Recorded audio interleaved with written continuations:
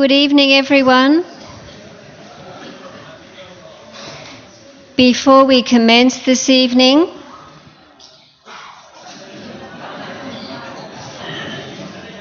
do you understand my sign language? If you have a mobile phone, please either turn it off or put it on silent mode. Thank you.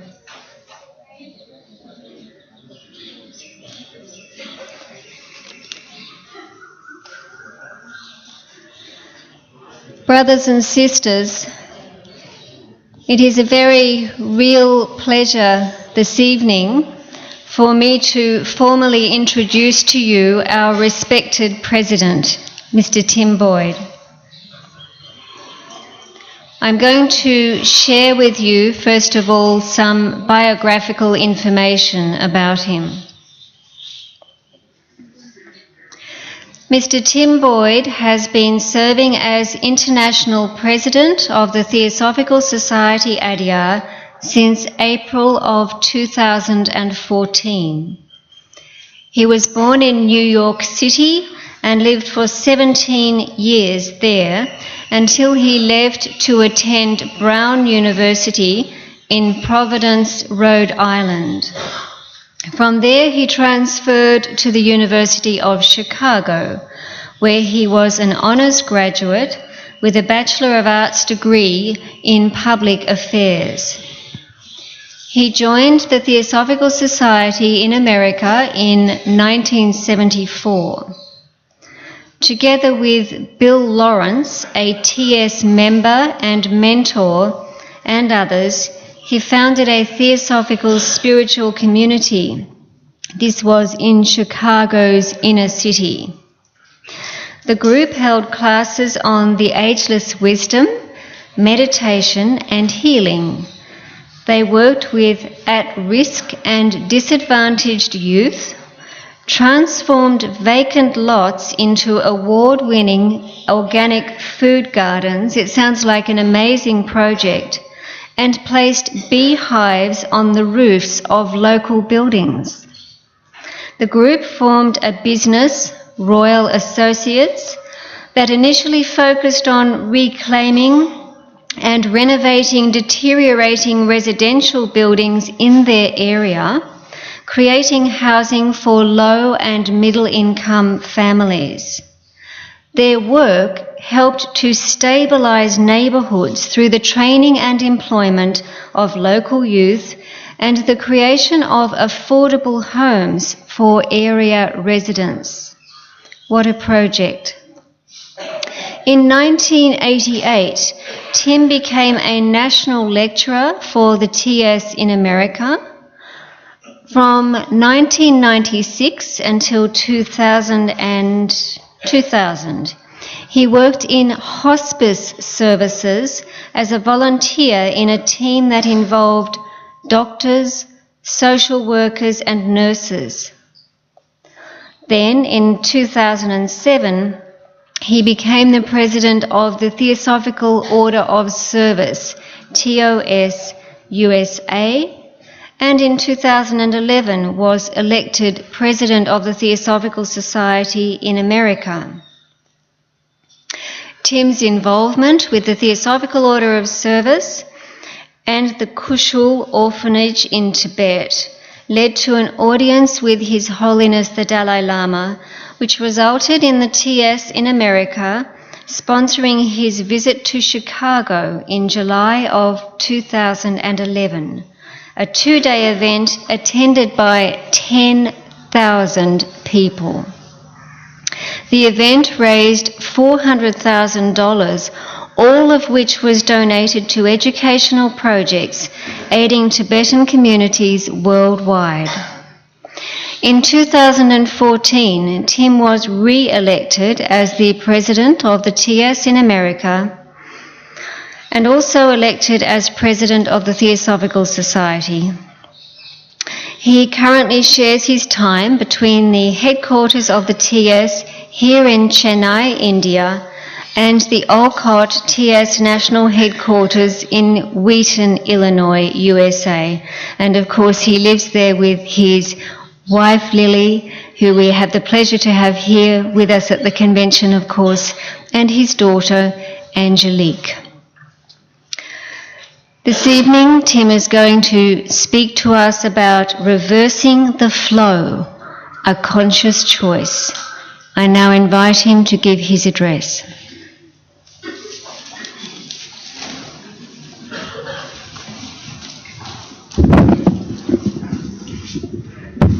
So, I'd like to thank Linda for the introduction.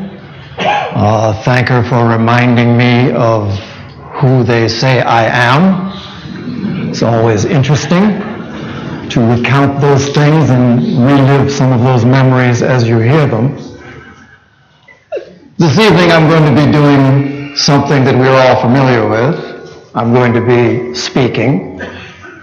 What I'd like to do prior to me subjecting you to my voice is just to allow us just a moment where we can actually get a sense of the place where we're sitting now. It's a very special place. It's a very special atmosphere, unlike any. There are sounds that are going on around us that are not human-made. There is a sense of a certain vibrancy that flows through this place.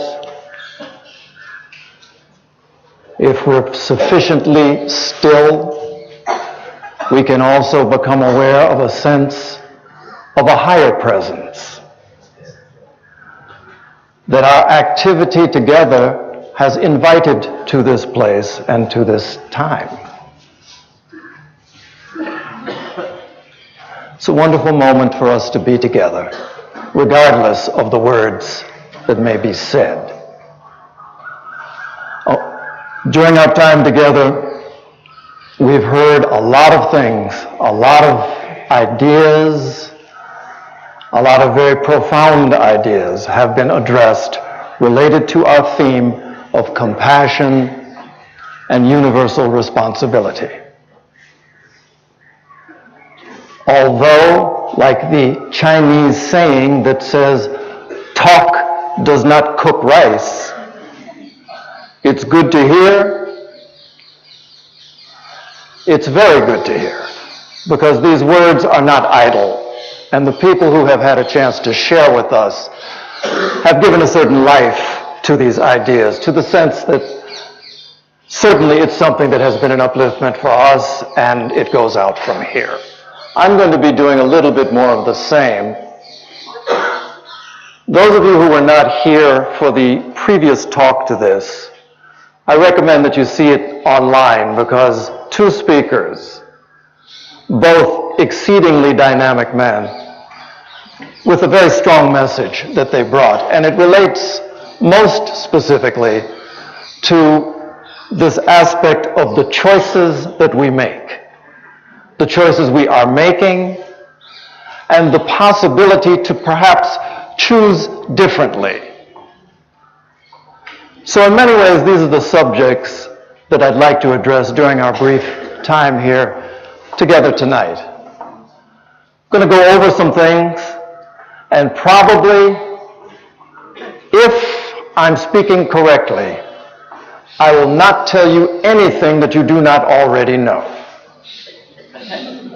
That's not a sign of my limitation or of your great advancement. It's a sign of the fact that we all share certain things that are very much in common together. My purpose here is to simply remind us for a specific purpose.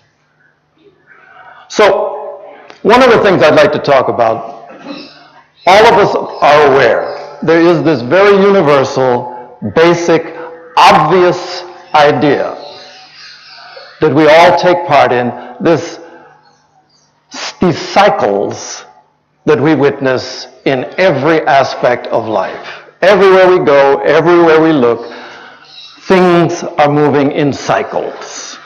We know it. It's one of the propositions within our theosophical canon. Such simple things as day and night, each breath that flows in, each breath that flows out, we're very much aware of, the change of seasons. In our theosophical understanding, we also think in terms of Manvantara and Pralaya, the outbreathing and the inbreathing. Many large cycles, but I'd like to speak about one that is specific to our journey, specific to the journey of unfoldment which we are all engaged in, and that speaks directly to this idea of reversing the flow. And I'll be able to talk more about that as we go a little bit further in.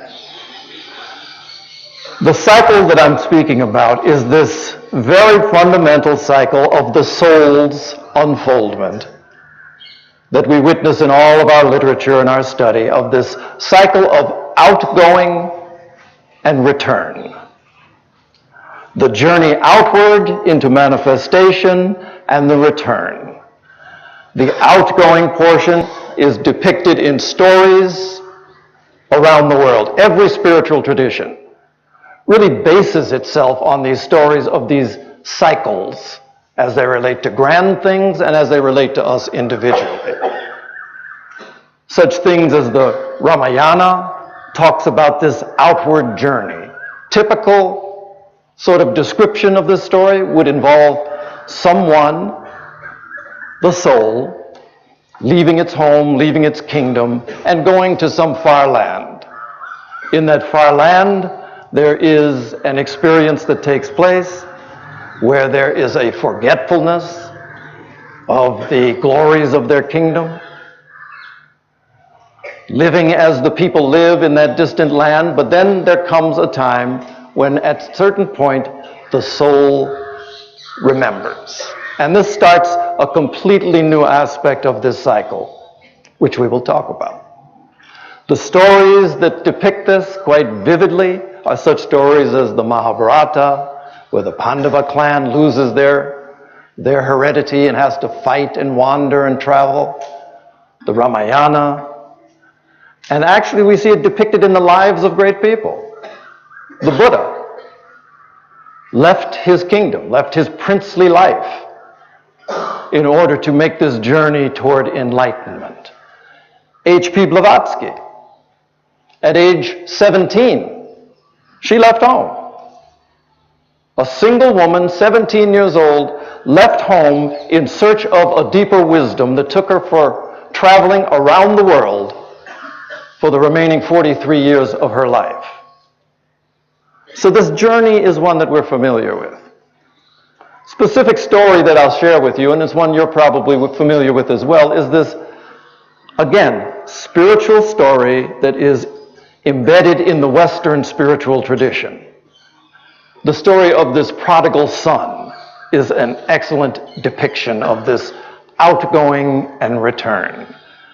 The way that story goes, for those of you who are less familiar with Western spirituality, there is a son of a very great man who one day decides he's going to leave home because he wants to go and he wants to travel. And he requests and receives all of his riches, which he then takes with him on this journey to this far land.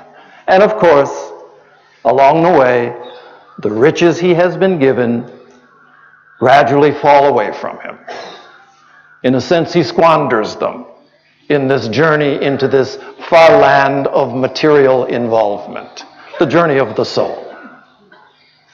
At a certain point, he finds himself far, far from home, having to live the life, and a difficult life, of the people in that land, having to take the lowest sort of employment to be able to even eat.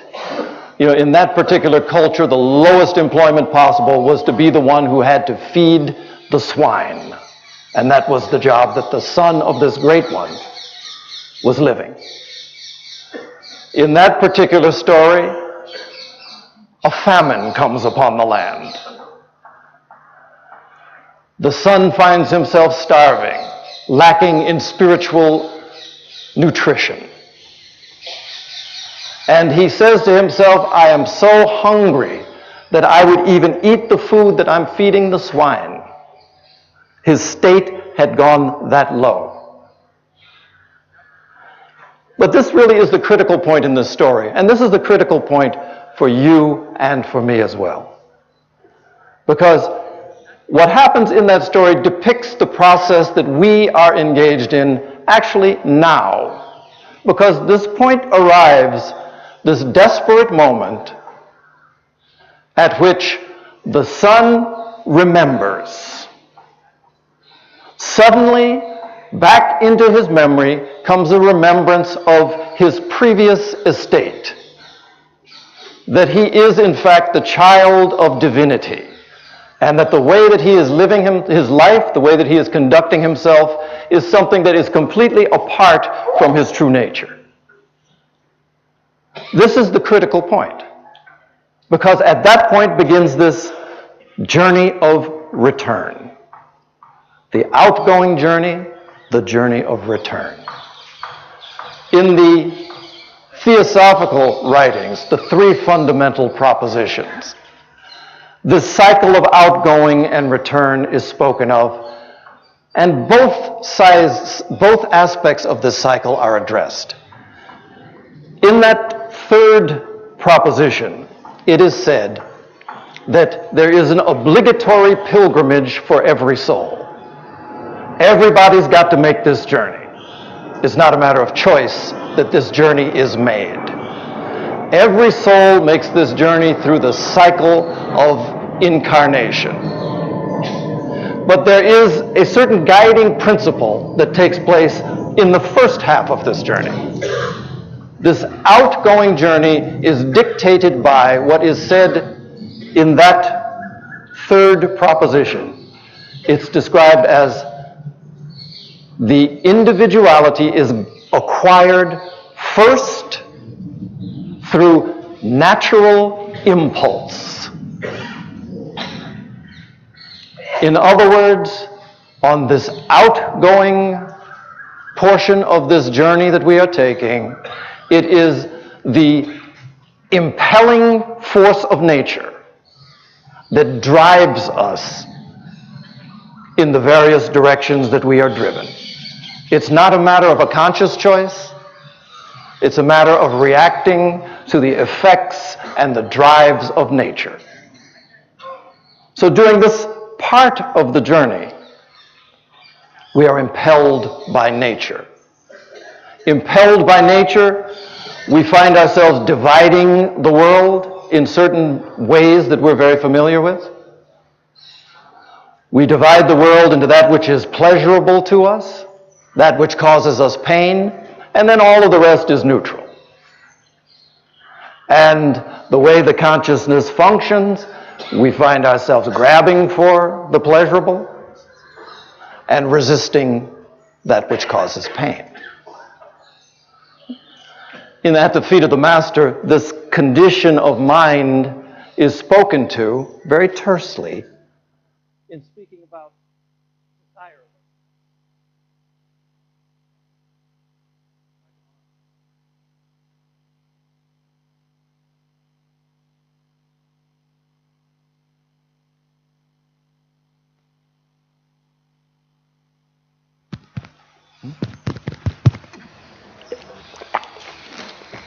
All right. Thank you for the water break. It was needed.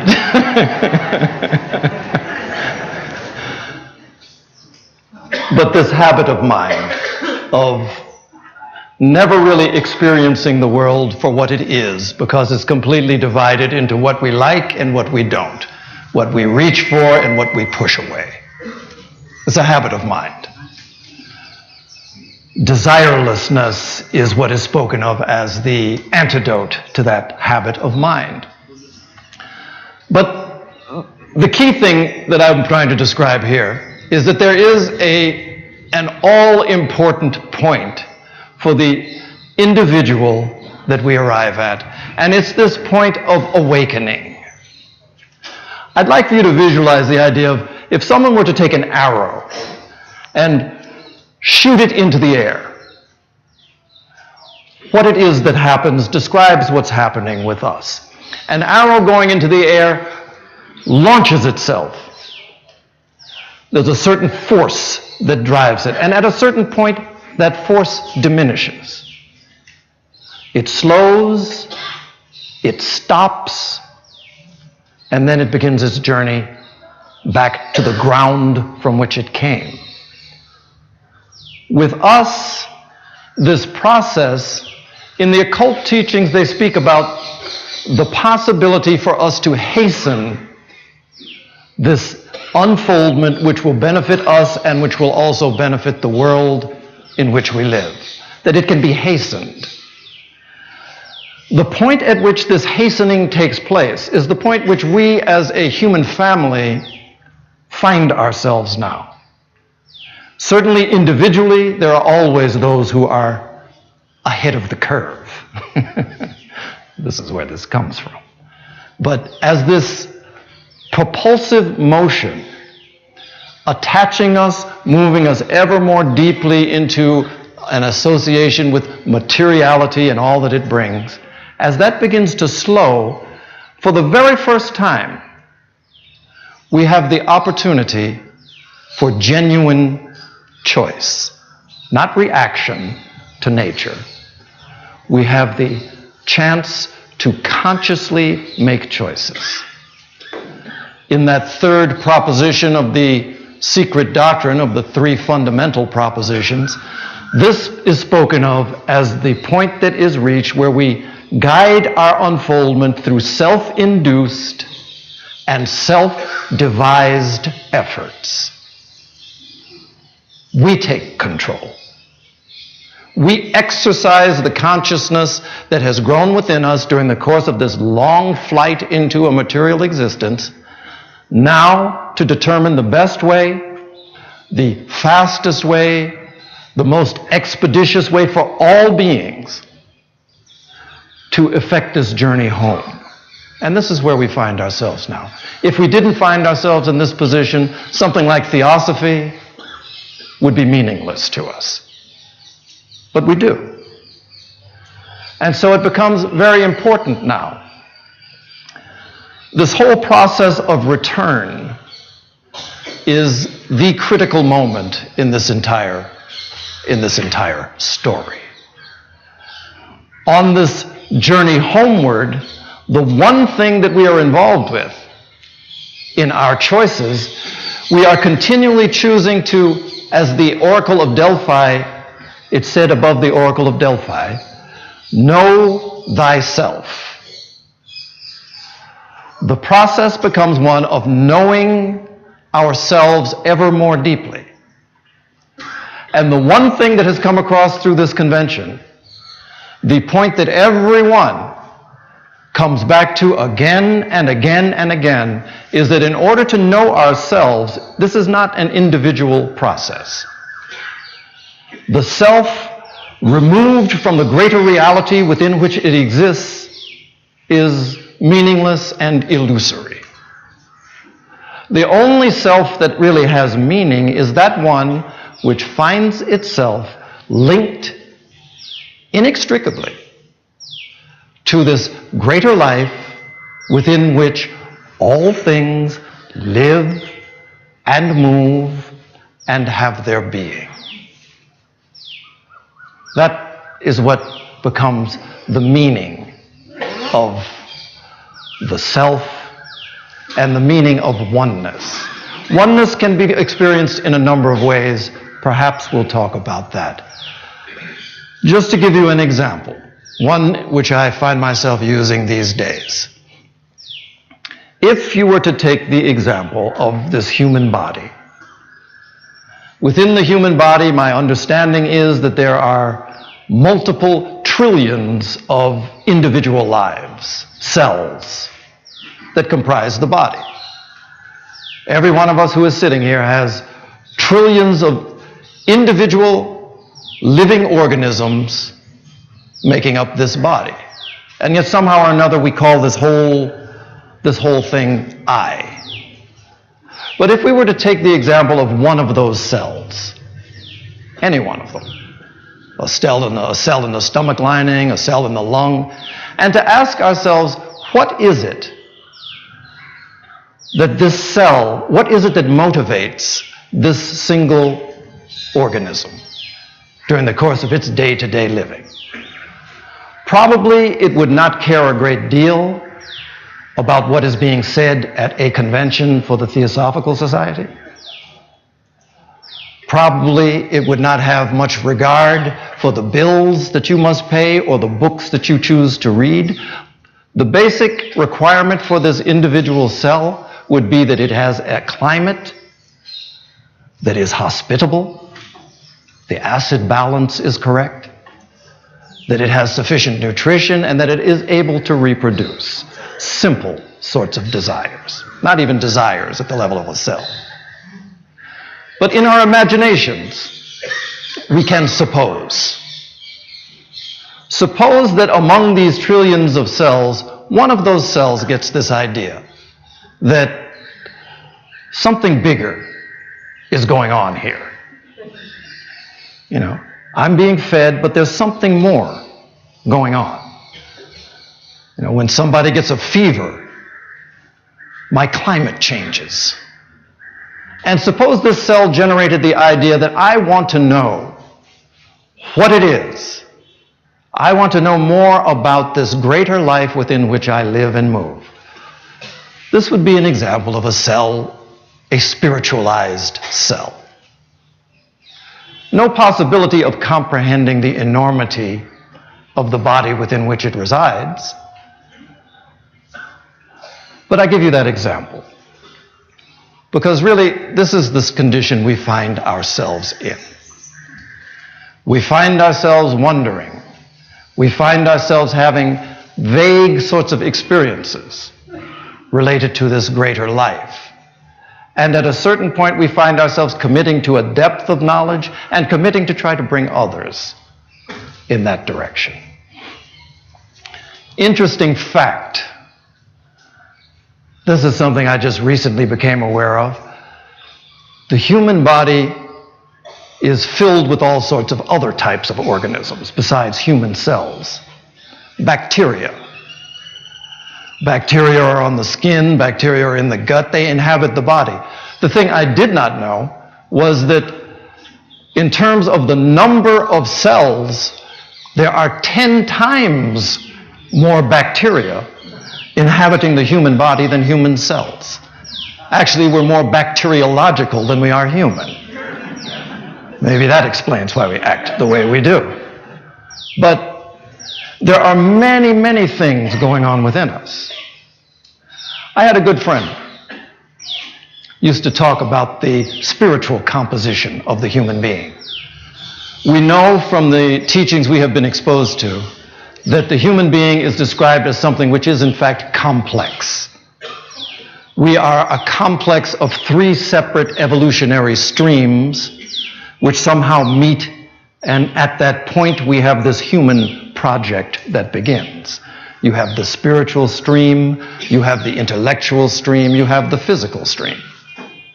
You know, when asked to describe what is a human being, HPB's response was it is highest spirit and lowest matter linked by mind. So those things sound simple enough because we tend to relate everything to ourselves. Highest spirit within me, lowest matter, my body, the mind. But she was talking about something much more than that. That not only are these streams active within us, but there are ranges of the most exalted sorts of intelligences that take part in this project.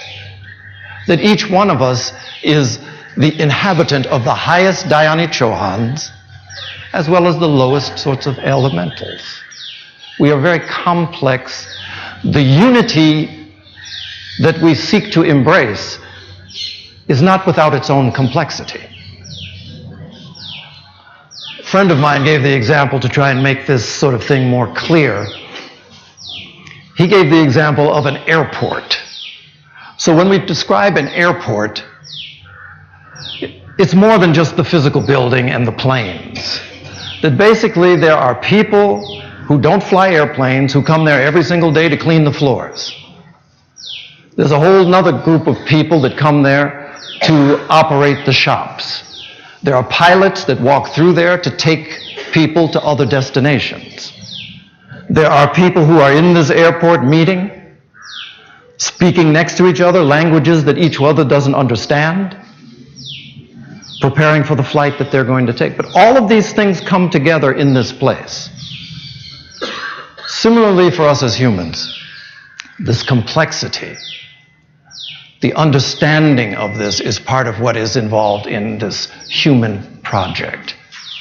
In Light on the Path, we are advised to inquire of the earth, the air, and the water, of the secrets that it holds for you. To look within, to examine these various streams, and to ask of what are those secrets that these various high intelligences that are operating as this human project, what's the secret that they have for us? Ask of the holy ones, inquire of the holy ones of the earth, the secrets they have. Inquire of the inmost, of the one, for the final secret which has always held for you. This is the process. And this is this process that we engage in when we reach this stage where we can actually choose consciously. This stage that we find ourselves in now. Give you an example of something.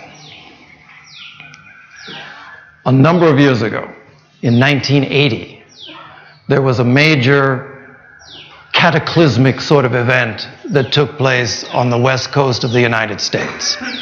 Those of you who were alive then and old enough to watch the news probably saw it. It was a massive eruption of a volcano in the state of Washington, Mount St. Helens. And it was something where it was unusual because scientists well in advance knew that this volcano was getting ready to blow. They had seen the north slope of the volcano bulging out. Earthquakes were starting to happen with some regularity underneath it. All of this let them know that there was activity happening under the ground. Something was going to happen. And sure enough, it did. On a day in May, suddenly they had an earthquake. The earthquake caused part of the face of the mountain to drop away, exposing the red-hot lava underneath, causing it to explode. And so then this eruption took place. It was remarkable. I mean, it was all captured in film, but it was something that absolutely devastated the entire surroundings. No living thing survived for miles and miles and miles around.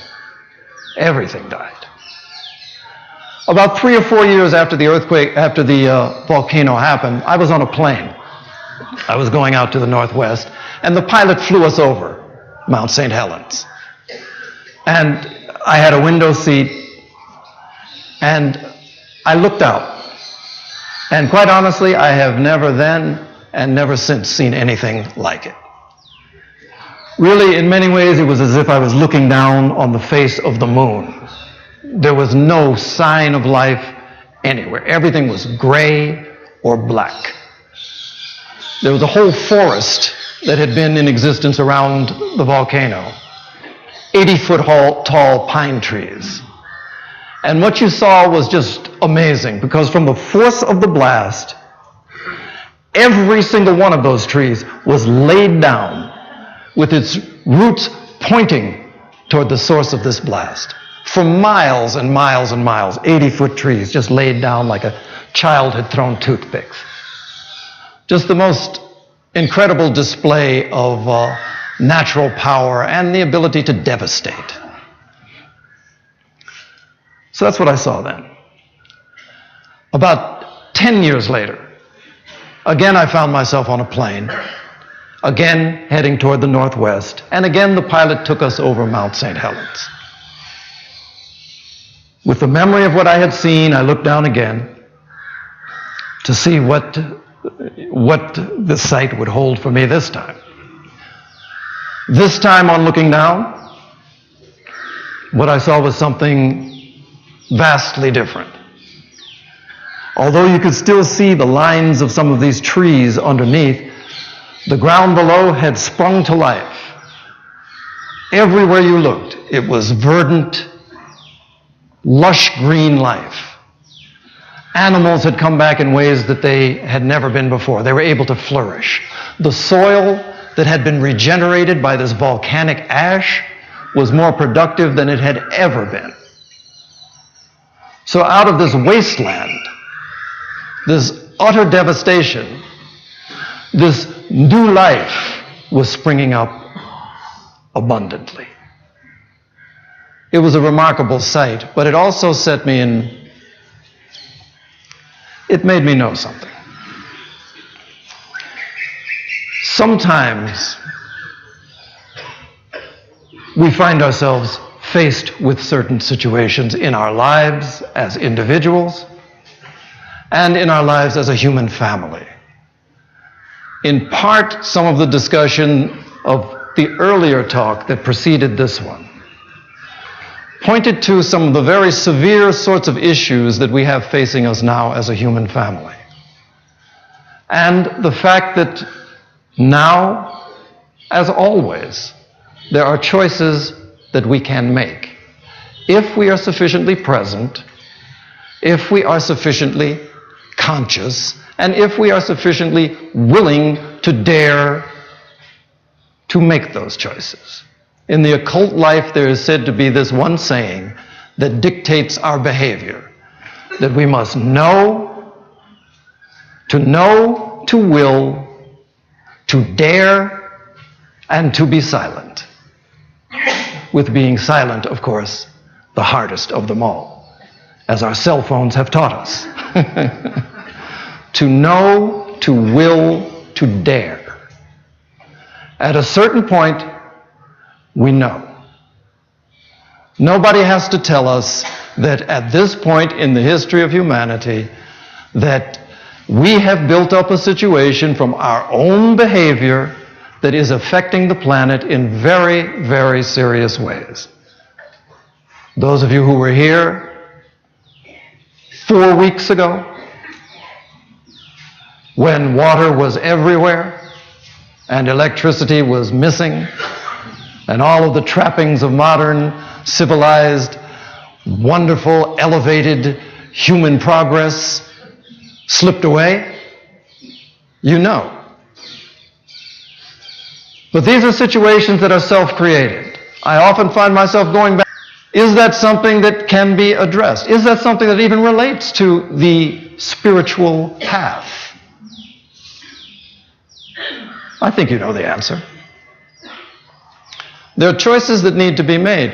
One of the things that I do witness, whether it's on a personal level or whether it's on the level of the broad progress of humanity, whenever we find times of devastation, somehow there is some sort of response that takes place. Not a reaction, a response.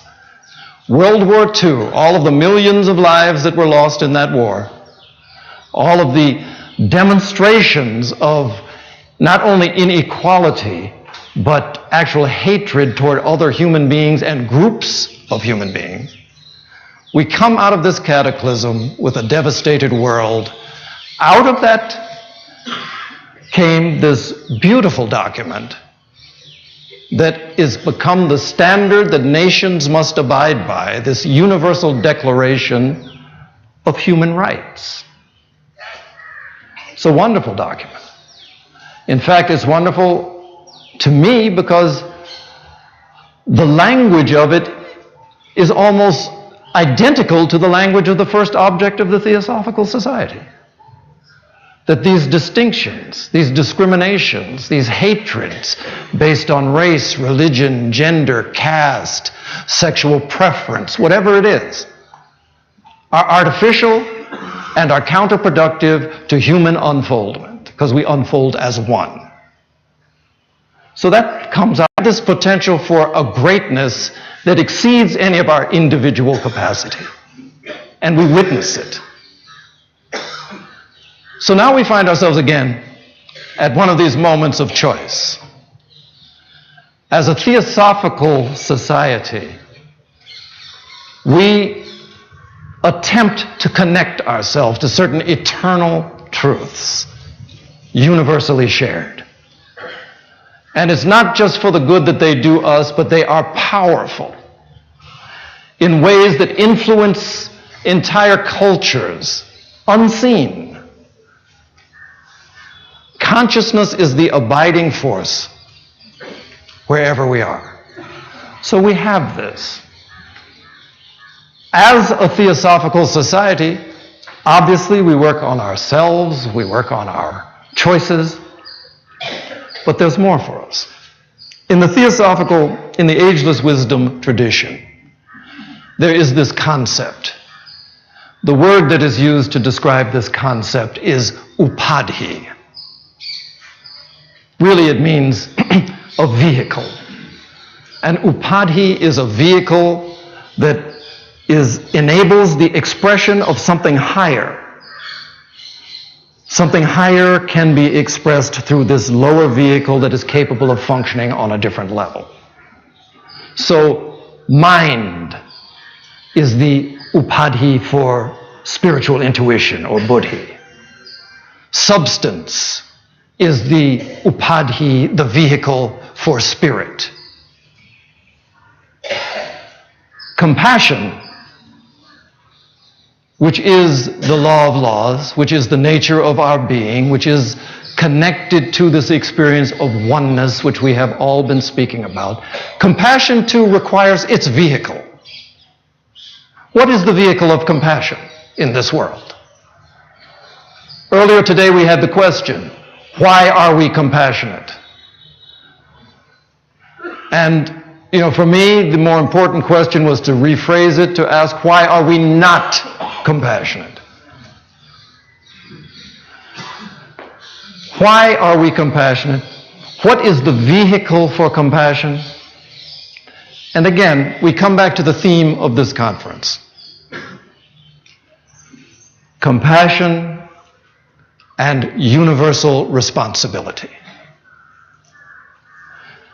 The vehicle for compassion is that mind, that consciousness which finds itself responsible.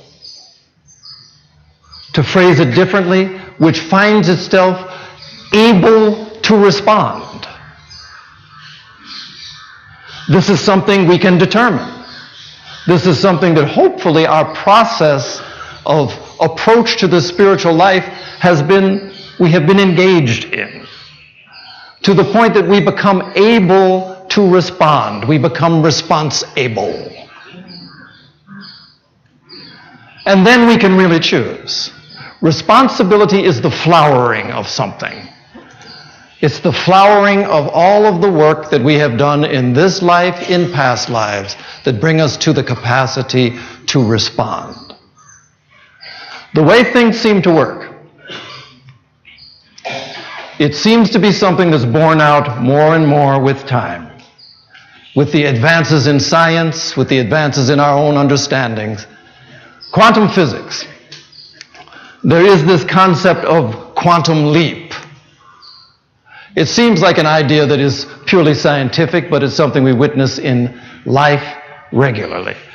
The idea being that for the electron that circles the nucleus of an atom, a certain amount of energy gets invested in that electron, and suddenly, very suddenly, it moves to a completely new orbit. It doesn't pass between the ground that separates it from the new orbit. It moves suddenly, utterly, and completely to a new orbit.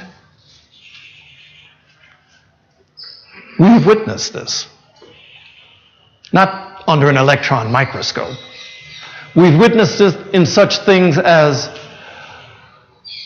the fall of the Berlin Wall. which was not anticipated by anyone.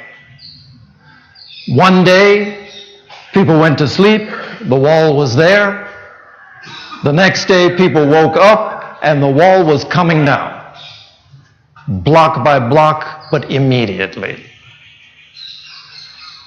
The inner work of the focused consciousness, first of a few, has very far-reaching effects. And everything, all of these cycles that we spoke of, every single one of them has its time. And when its time arises, it becomes something that becomes an irresistible force. The role for us is to, again, responsibly choose to hasten its arrival. This will happen in many ways. Obviously, it will happen in the sense of respect for the planet, necessary. Without it, we're homeless. It will happen in that way, and it will happen in other ways. So we make these choices. We bring this thing into being. Where I come from, unlike here in Chennai, this time of year, there's snow on the ground. But every winter, without fail, the winter turns to spring. When that moment arrives, whether there be snow on the ground and a nip of frost in the air or not, you will find flowers making their way up through the snow. It's irresistible when the time for that cycle is correct. We participate in those cycles. Inwardly, if we have been doing our work in the proper way, we sense this. We sense the turning of a time. This time is moving into another. Subtly at first, but suddenly. Very much, I find myself traveling the world quite a bit these days. And wherever I go, I find myself in the presence of people like us. People who feel that there is value in the investment in cultivation of consciousness. It may be theosophists, it may be other people, but people of consciousness. All around the world, people like us find themselves laboring in these fields, wondering when and how long. And feeling somewhat separate and alone. One of the things that I can say I witness without doubt is, and it's something that you will not find if you're watching the news. They say for the news, the pattern for what's reported on the news is if it bleeds, it leads. If it's something that has blood, it's the first thing that's going to come on the news. Why? Because you'll watch it. And you'll get worried. And that'll drive you to buy the next product that comes up on the commercials to kind of satisfy this uncomfortable, anxious feeling. If it bleeds, it leads. That's the conventional mentality. What does not get reported on the news is the movement of consciousness that is taking place in the world today, where all around the world, small groups of people are finding their way to other small groups of people, and this linkage is taking place. It's already done, in fact. But when will be the time that it rises to the top? Hopefully it'll be in our time. Definitely it will be soon. So these are the sorts of patterns I ask you to look toward. And these are the sorts of things that I ask you to lend your attention to when we do leave from this place. Compassion, universal responsibility. Everyone is in a position at this stage of development to be responsible, to choose, and to choose wisely. So if nothing else comes from this conference, and many things will, maintain those thoughts. link ourselves with that compassion which is our genuine nature, our whole enemy in life. We don't have enemies that are named by nationalities. There is no nationality that is our enemy, but we do have enemies. And those enemies that you can find and that you can point to are those selfish thoughts that wall you off from the experience of the free flow of love and compassion to the person in front of you. That's an enemy, because it imprisons you. It locks you up tight. And is also one that you have complete control over if you ever believe that you are the one who has control. If you can convince yourself of that, then the rest is easy. So again, as Theosophus, Madame Blavatsky once said that there are two voices that she listens to and obeys without question. The first voice was the voice of her own higher self, to which she was sufficiently connected to be able to know when it spoke. The second voice was the voice of her master. She was not the only one. Her access to those voices was not unique. Because it's yours, it's mine, if you'd ask for it, if you would listen, if you would hear and know what is said, if you would shape yourself in such a way that you would will to do what it is that you know, if you would dare to make those movements in this world that the flow that is moving is the one that has to be resisted. That's what we're reversing. It's hard going at first, but the fact of the matter is it takes enormous effort to become effortless.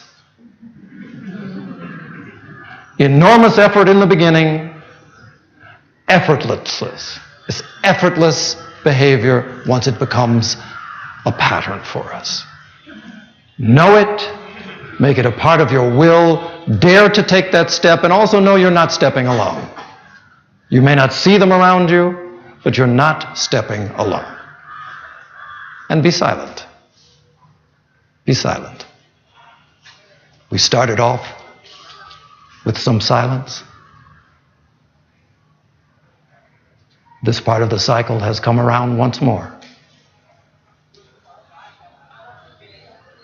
Be silent and know what it is that is just that close to your ear, waiting to be heard.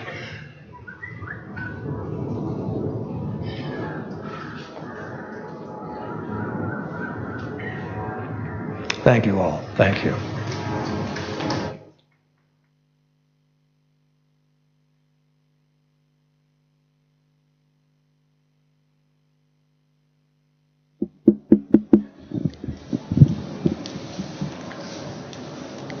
What a wonderful talk as the final public talk for this International Convention of the Theosophical Society. Our President has taken us on a journey which talks about the great cycles in nature and how we can somehow become part of those more natural cycles which are covered up in many ways by the world today. Some of the images were very striking, such as the image of the volcano, the arrows shooting up into the air, and so forth. But I think most of all, he has really underscored the whole theme of this convention and the necessity for compassion and a sense of universal responsibility. I would like to thank, on behalf of all of you, both here and elsewhere in the world, I would like to thank our President very much indeed for a most inspiring talk, and I think it is evident what a fine theosophist he is. Thank you.